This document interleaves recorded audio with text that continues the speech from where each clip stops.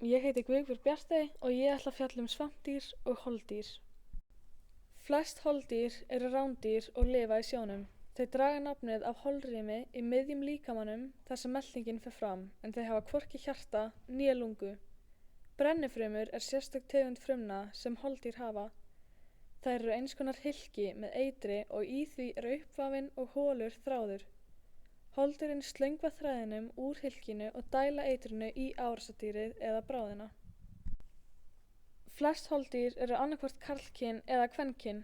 Karldýrið losar sáðfrumur í vatnið sem frjóvga eggfrumur í kvendýrunum. Úr frjóvgaðri eggfrumu vex lirfa sem sest á hafsbotninn þar sem hún vex og verður að mörgum nýjum holdýrum sem synda á brott. Til eru 11.000 tegundir holdýra. Vísindamenn hafa uppgötvað að holdýr hafi fyrst verið til fyrir 580 milljón árum síðan. Elstu holdýrin eru kórallar sem hafa lifað í 4.000 ár, en sum holdýr lifa bara í 4 til 8 daga.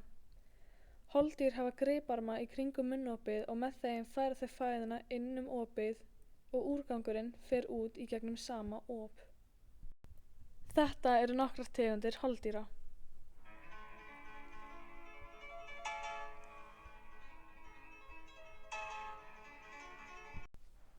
Vísindamenn hafa fundið svampa sem eru 10.000 ára. Þeir geta líka orðið á 3 metur í þvermál og yfir 300 kíló, en minnstu tegundirnar sjást varla með berum augum. Svampar eru fastir við hafsbotninn og geta ekki fært sig úr stað. Svampar eru flestir eitraðir nema þú borðar það á réttum tíma. Sumir kafarar vinna við að sækja svampdýr af hafsbotninum og selja þau sem þvottasvampa. Ekta þvottasvampur er þurrkuð stoðgrind svampdýra af tilteknum tegundum. Þessar tegundir eru í útrýmingarhættu vegna umhverfisröskunar og mikillar ásóknar manna. Svampar þrífast nær eingöngu í sjó, allt frá fjöru og niður í dýpstu afkima sjávar, en örfáir lifa í ferskvötnum. Svampdýr nærast á smásæjum fæðuögnum sem þeir sía úr sjó sem seytlar í gegnum skrokkin eftir vatnsrásarkerfi. Skrokkur svampdýra er gerður úr allmörgum sérhæfðum frumum sem starfa fremur sjálfstætt og án mikillar samhæfingar og mynda því ekki líffæri eða frumuvefi. Frumurnar mynda hins vegar egg og sáðfrumur. Eggfrumurnar frjóvgast í vatninu og verða að litlum lirfum sem setjast á hafsbotninn og verða að nýjum svömpum. Þeir eru ekki með heila og finna því engan sársauka né tilfinningar. Þekktar eru ríflega 8.500 núlifandi tegundir í heiminum og aðeins 250 lifa í ferskvatni. Þetta eru nokkur dæmi svampdýr.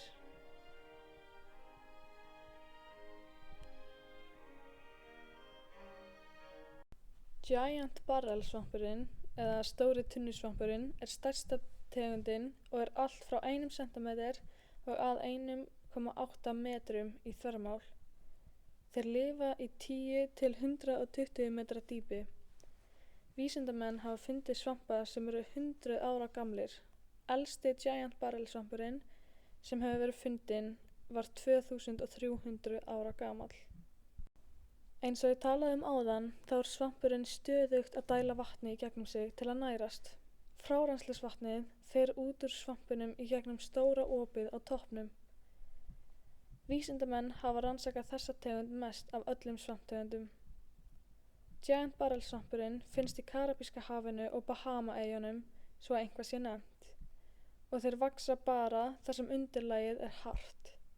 Þeir eru rauðbrúnir eða grábrúnir á litinn nema ef þeir vaxa lengst niðri á hafsbotninum, þá eru þeir bleikir eða hvítir. Þeir eru oftast tunnulega eins og sést á myndinni, en sumir eru lágir og aðrir geta verið háir og grannir. Sama er með áferðina á þeim. Hún getur verið slétt en líka gróf og óregluleg. Ekki ætla ég að segja meira í dag og takk fyrir mig.